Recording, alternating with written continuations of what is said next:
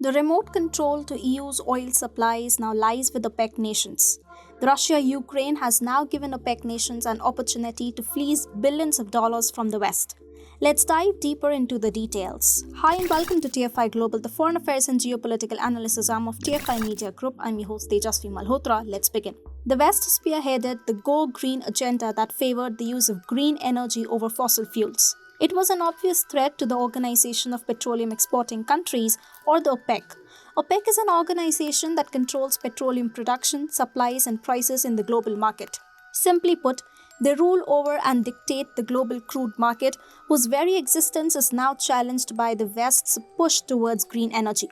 So the Russia-Ukraine war has now come as a blessing in disguise for these oil-producing nations. OPEC nations, including Saudi Arabia and the United Arab Emirates, have now laid out plans to fleece the West of billions of dollars during this global oil crisis. OPEC nations on Monday told the EU that they will not pump more oil as requested by the bloc to stave off the oil crisis, as it is not possible for them to replace Russian oil supplies. OPEC Secretary General Mohammed Barkindo told the EU that we would potentially see the loss of more than 7 million barrels per day of Russian oil and other liquids exports resulting from current and the future sanctions or other voluntary actions. The Secretary General further said, considering the current demand outlook, it would be nearly impossible to replace a loss in volumes of this magnitude.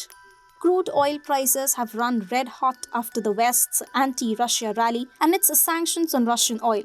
Oil prices reached a 14-year peak last month after Washington and Brussels imposed sanctions on Moscow following Russia's invasion of Ukraine.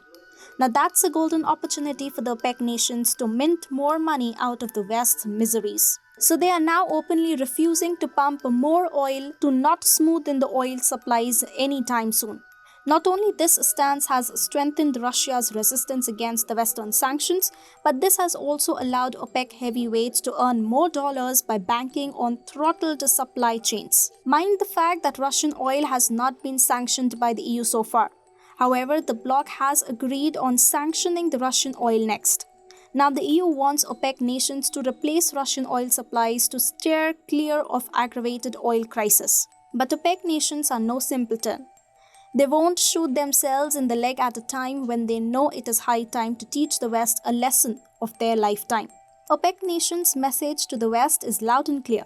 The current oil crisis being faced by them is making of their own. OPEC Secretary Barkindo on Monday also said that the current highly volatile market was a result of non-fundamental factors outside OPEC's control. That's what you call a spectacular humiliation. OPEC is a grouping of authoritarian regimes that naturally prefers its ties with Russia over the West. The West's increased focus on green energy under liberal governments has presented these OPEC nations with an opportunity to dictate the global oil market again.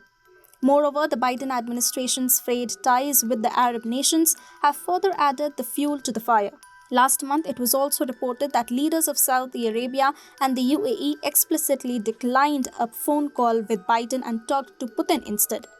Interestingly, it was former President Donald Trump who first acknowledged the gravity of the West's over-reliance on OPEC nations for their energy supplies. In 2018, he had even scolded Germany for keeping its all eggs in Russia's basket.